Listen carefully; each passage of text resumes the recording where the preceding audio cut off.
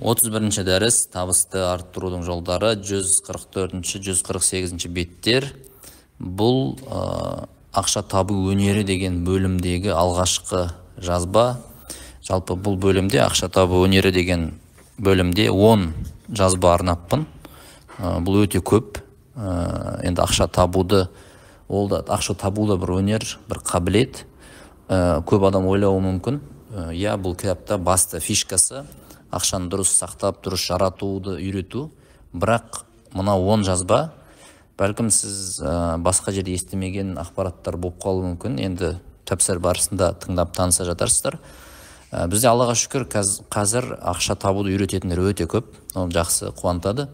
Бірақ қаржы қағидалары кітабының жалпы ерекшелігі ақшаны үнемдеуді, дұрыс жаратуды, дұрыс сақтауды, соған бір басымдық беріп соны үйретеді. Бірақ бұл ақша табуды үйретпейді, ақша табуға көңіл бөлінбеген деген нәрсені білдірмейді. Сол үшін бұл жерде ақша табудың неше түрлі жолдары бар. Соны қазір бастаймыз. Енді табысты арттырудың жолдары деп қойдық бұл жазбаның атын.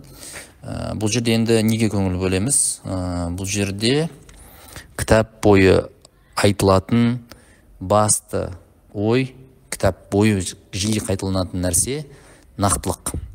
Яғни сен ақша тапқың келсе, көп ақша тапқың келеді, мынанша ақша тапқың келеді деп бір айтсаң, онда соның нақты санын, цифрын айтуың керексің да. Мен осынша тапқым келеді. Біріншіден нақтылық, және нақтылық қай уақытқа дейін, не үшін, нақты қанша ақшаны тапқым келеді деген сұрақтарға, осы негізгі сұрақтарға жауап бере алсаң, сенің миың іске қосылады. Ми бізге көмекші болу керек ақша табуда. Яғни бұл жерде бәрі қарапайым. Адамның миы сондай бір жаратылыс, оны дұрыс қолдансаң, дұрыс бағыттасаң, ол саған бір өте күшті қызмет етеді. Мидың фокус қою қабілеті бұл жерде айтылады. Мысалы, мынандай ғой, фокус қою деген. Мысалы, сіз бір Lexus машинасын алғыңыз келіп жүрсе, жай қызығып, осы алу керек еді деген бір қалау пайда болса, іште сізде не байқайсыз? Қалада жүрген кезде көп байқай бастайсыз көшеде. Саған Lexustар көбейіп кетті ғой қалада, мынандай мына жерде бар екен ғой деген сияқты қаптап кетіпті ғой деген бір ой пайда болады. Бірақ негізі ол қаптап кетпеген, ол бұрыннан бері жүріп жатқан машиналар ғой. Тек қана не өзгерді? Тек қана сіздің фокусыңыз нақтыланды. Дәл сол сияқты сіздің айналаңызда ақша айналымы жүріп жатыр, ақша өтіп жатыр айналаңыздан, бірақ та сіз оған нақты бір фокус қоймағандықтан, нақтылап өзіңіз үшін алдымен, миыңыз үшін нақтылап алмағандықтан, сіз ол цифрларды, ол сандарды көрмеуіңіз мүмкін. Енді мына жазбадағы негізгі ой, енді біз тәпсірін жасап жатырмыз ғой, түсіндіріп жатырмыз. Негізгі ой нақтылық. Яғни ерінбей өзіңізге мына 3 сұрақ қойдым. Осы 3 сұрақ. Біріншісі, нақты қанша ақша керек? Не үшін керек? Үшіншісі, қай уақытқа дейін керек? Осы 3 сұраққа жауап бере алсаңыз нақты, онда болды. Ақша табу тек қана уақыттың еншісі ғана болып қалады. Қайталап айтамын. Нақты қанша сома, қай уақытқа дейін және нақты не үшін? Ол соманы нақты қалай жаратасыз? Соны бір анықтап алуыңыз керек өзіңіз үшін. Енді біз түрлі топтарда қаржылық талдаулар жасаймыз, қаржылық сұрақтар қоямын. Сол кезде сұраймын, нақты сізге қанша керек деймін да, алдымда отырған адам. Біреу 2 миллион дей салады, біреу 5 миллион, біреу миллион дей салады. Ең жиі еститін жауабым миллион теңге дейді да. Ай сайын миллион теңге тапқым келеді дейді. Окей, жақсы. Не үшін сол миллион теңгені жаратып көрші деймін да. Жоқ ақшаны жарату деген түсінік бар ғой. Яғни сенің қолыңда ол ақша әлі жоқ. Бірақ та егер саған миллион теңге түссе, сен оны нақты қалай жаратар едің деп сұрақ қоямын да, жаратып кел деймін. Сөйтіп қарасам, маған мынанша, мынаған саяхатқа мынанша, мынаған продуктке мынанша деп келеді. Соңында бір 300-400 мыңды садақа дей салады. Подожди, сен үйтіп, әйтеуір бір миллион теңгені жарату үшін кейде бір садақа дей салады, бір нәрсе дей салады да. Бірақ нақты емес сандар болды. Мысалы, саяхат 300 мың теңге дейді. Сен ол 300 мың теңгені қайдан алдың деймін. Енді примерно жетеді. Примерно деген болмайды. Нақты, мысалы, ерінбей саяхатқа кірде тур фирмаларға жазып шықты. Мысалы, сіздерде мынанша қанша, Дубай қанша, Мальдивы қанша, Египет, Турция қанша, Таиланд қанша, Вьетнам қанша деп нақты цифрларын сұраса, нақты қонақ үй, нақты қай күндер, қай даталар, самолеттің, басқаның бәрінің дата ақшаларын есептесең, нақты цифр шығады ана жерде. 1.472.2618 деген сияқты бір цифрлар шығады да. Ол вот нақты деген сол.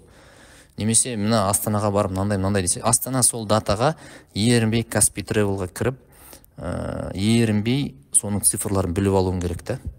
Яғни жоқ ақшаны жарату деген нәрсе бар. Осы бір тапсырма сондай да. Жоқ ақша әлі қолыңда, бәлкім сізге миллион керек емес шығар, бәлкім сізге 500 мың керек шығар. Мен бүйтіп айтам да, сен жоқ ақшаны жарата алмай жатсың, ол ақша сенің қолыңа тисе егер, сен оны, ол тие ма, тимей ма деген екінші сұрақ. Бірақ тисе қолыңа, сен оны жарата алмайсың ғой. Өйткені сен жоқ ақшаны өзін жарата алмай тұрған адам бар ақшаны сен шашып жібересің ғой. Сол сияқты мен айтатыным нақтылық.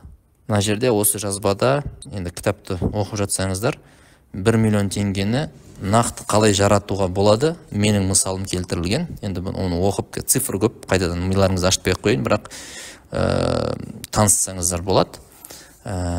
Яғни негізгі ой осы жазбадағы. Цифр, нақты цифр. Бір кездесулерде сөйтіп бір кісі айтады, маған 5 миллион керек дейді. Ойбай, 5 миллион не істейсің? Сөйтіп 5 миллионды жаратамай қойды ол. Сөйтіп түсіп ақыры бір 700-800 мың ғана керек екен оған. Болды, миы соған сенеді. А 5 миллион деген ол просто ауызбен айта салды. Миы сенбей тұрды оған. Миы сенбеген, миы көре алмаған, миы ұстап көрмеген ақшаны сен таппауың ол заңдылық. Заңдылық. Жоқ ақша, ойша сен жаратып көрмеген, ойша сезініп ұстап көрмеген ақшаның сенің өміріңде болмаған ол әділетті ғой, әділетті. Сол үшін осы нәрсе нақтылық, қайталап айтам. Саған нақты қанша ақша, нақты қай күнге дейін және не үшін керек. Сен ол ақшаны жарата алуың керек. Мысалы, бұндай негізі бұл механизм біздің өмірімізде көрініс тапқан. Қалай көрініс тапқан десеңіздер, мысалы кредит төлейтін адамдарды, енді мен өзім кредит алып көрмегем өмірімде, оның кредиттің не екенін сезініп көрмегем. Сол үшін мен нақты айта алмауым мүмкін, бірақ сырттай бақылап жүрмін да. Кредит алған адамдарға қарасам, олар, мысалы мынандай бар, 150 мың теңге кредиті бар адамның мен әрекеттерін білем. Не істейді? Ол алады да айлығы кейде 200 мың, кейде 250 мың, кейде 300 мың болады. Сөйтіп, ол біледі, әр айдың 15 күні 150 мың теңгені анау Каспий банкоматқа барып кредитін төлеу керек екенін білетті. Және енді сол ақшаны табу үшін барын салып табады әйтеуір. Көп жағдайда жауапкершілікпен қарайтын адамдар кредитін тауып, анау цифр, нақты цифрды көріп тұр ғой. Ол сол кредиттің ақшасын тауып жатыр да, әйтеуір бір нәрсе қылып. Кейде таксовать етеді, кейде аз алады, кейде көп алады, бала шағасына жұмсап қояды, басқасын істейді, бірақ дәл сол датаға, бағана естеріңізге түсіріңіздер, нақты қанша екенін, нақты қай датаға дейін, және нақты не үшін керек екенін ол өте жақсы біліп тұр ғой. Сол үшін ол осы ақшаны тауып жатыр. Кредит болса да тауып жатыр да 150 мың теңгені. Яғни бұл формуланы ол жұмыс істейді, бірақ кредитті жабуға жұмыс істеп жатыр да бұл формула. Өйткені бұл жерде нақтылық бар да. Ал енді неге біз осы принципті, осы формуланы миллион табуға жұмсамаймыз? Нақты миллион теңгені қай уақытқа дейін сен тапқың келеді, және ол миллион теңгені не істейсің? Былайша айтқанда, ақша ол жай цифрлар. Ақшаның артында тұрған нәрселер ғой бізге керек. Мысалы, бізге 500 мың теңге деген бір цифрлар ғана болуы мүмкін. 500 мың теңге бізге не үшін қызық, не үшін тартымды, не үшін бағалы, не үшін құнды? Себебі 500 мыңның артында iPhone тұр. Сіз өзіңіздің iPhone-ның иегері болғаныңызды көресіз. 500 мың теңге тапсам, мен iPhone аламын, iPhone менікі болады десеңіз, сізге 500 мың теңге табу нақтылана түседі. 500 мың теңге бір нақты цифрге айналады да. Сол үшін мен айтам да, біз өзімізді рассрочкаға, кредитке, iPhone болсын, не зат алу болсын, жаман үйретпеуіміз керек. Біз өмірдің дәмін жоғалтып алуымыз мүмкін ол. керемет қой. Мысалы қараңызшы, жарайды iPhone ал дейікші, iPhone жақсы жетістік ол бірақ iPhone-ды таза ақша жинап алған әдемі да, рассрочкаға емес. Рассрочкаға алу ол менің ойымша дұрыс емес.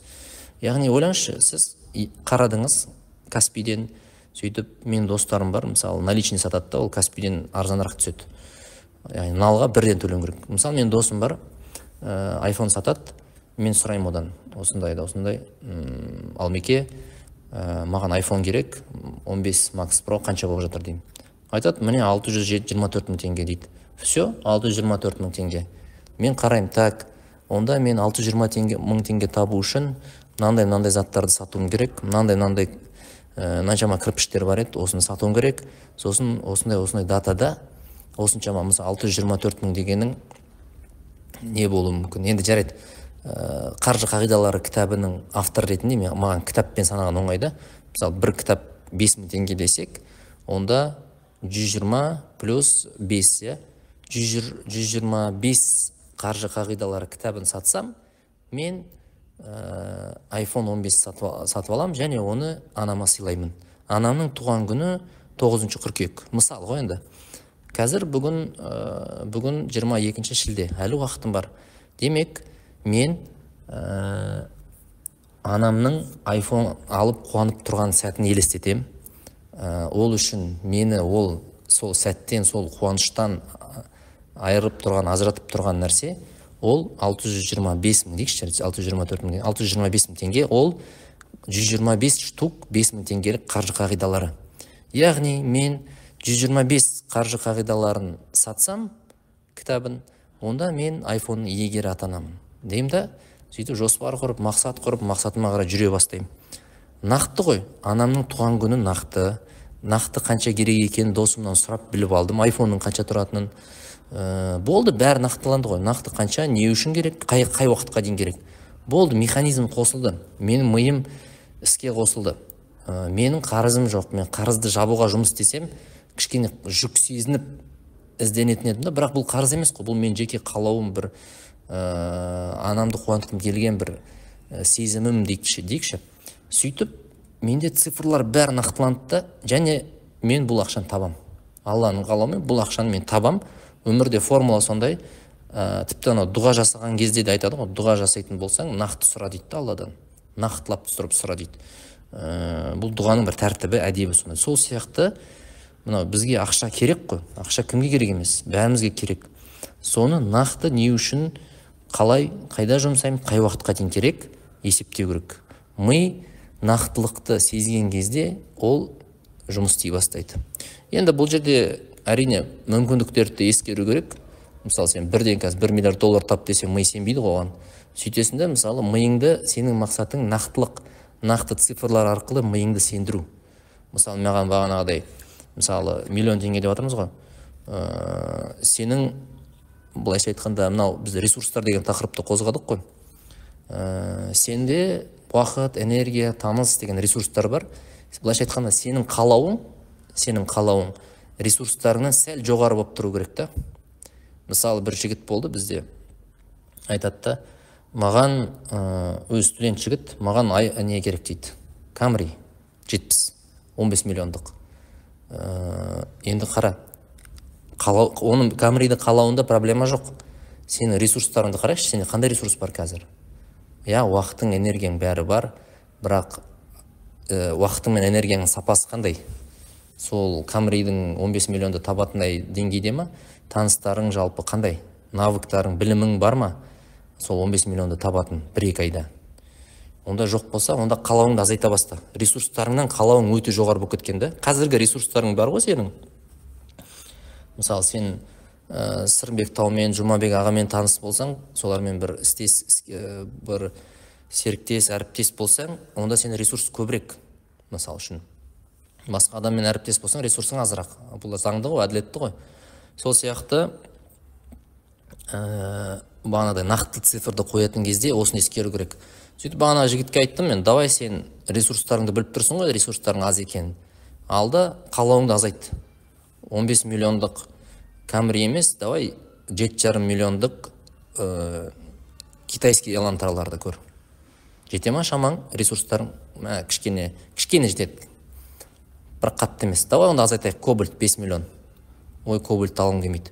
Онда элантралардың жылы ескі элантраларды ал деген сияқты, анау қалауың мен ресурстарыңның арасындағы бір арақашықтықты тым үлкен қылмау керек. Өйткені миың сенбейді оған. Ми сенуі үшін сенің қалауың ресурстарыңнан сәл жоғары болып тұру керек та. Бірақ ресурстарыңнан аз болса егер қалауың, онда сен ол қызықсыз мақсат сен үшін. Мынаны түсіндіре алдым ғой, бір қайталап айтайыншы. Ресурс деген түсініп тұрсыздар, айттық бұған дейін. Ресурс деген сенің бағанағы энергияң, навыктарың дейді ғой, машықтарың, білімің, тәжірибең, таныстықтарың, танымалдығың, уақытың, энергияң, осы ресурстарың сен. Ақшадан басқа ресурстарың, иә? Енді сенің қалауың ақшамен шешілейін деп тұр, яғни машина алу бағанағы. Енді сен бағанағыдай балансты тым алшақтатып алмауың керексің. Мидың сенуін айтып жатырмыз ғой біз. Иә, сен келісесің, мысалы 15 миллион қараша айына дейін мен 15 миллион теңге табуым керек. Сол кезде мен Камридің иегері атанамын. Четко, цифр нақты, дата нақты, не үшін керек екенін бәрін білесің, бірақ ресурстарың аз да сенің. Иә, бірақ мен жоққа шығармаймын. Бәлкім сен тауып қаларсың 15 миллионды, егер қатты тырыссаң ше. Бірақ бағанағыдай ғой, миың сену үшін ресурстарыңнан сәл жоғары болса қалауың әдемі да. Енді бұл бір тақырыпқа толықтыру. Сол үшін достар, бір ойланып көріңіздер, иә. Нақты қанша, қай уақытқа дейін керек. Мысалы, сіз егер 200 мың, 300 мың оңай тауып жүрсеңіз, келесі айға мен 100 мың теңге табуым керек десеңіз, миыңызға қызықсыз ол мақсат. Миллион десеңіз, мен алдыңғы жазбаларда да айттым, 300 мың тауып жүрген адамға миллион теңге табу деген мақсатты қойса болады. Ол оған миы сенеді. 3 есе көп цифрды ойлауға шамасы жетеді адамның. Ресурстары да жетеді негізі. Яғни 300 мың теңге тауып жүрген адам, ол миллион теңге табылады. Мен соны айтқым келеді. Яғни 3 есе көбейтуге болады. Сол сияқты ми нақтылықты жақсы көреді. Нақты цифр, нақты не үшін, қай уақытқа дейін керек екенін бір анықтап алсаңыз, сіздің ақша табу жолындағы бір әрекеттеріңіз іске қосылады, бір өзіңіз жанып кетесіз, бір жақсы мағынада шабыттанып кетесіз да. Сол достар, бұл жазбадан алатын басты қорытынды, басты түйін осы деп ойлаймын. Қалған енді кітаптан образ туралы айтылған, оны енді айттық, бұл жерде қайталап айттық. Соны бір оқып таныссаңыздар болады.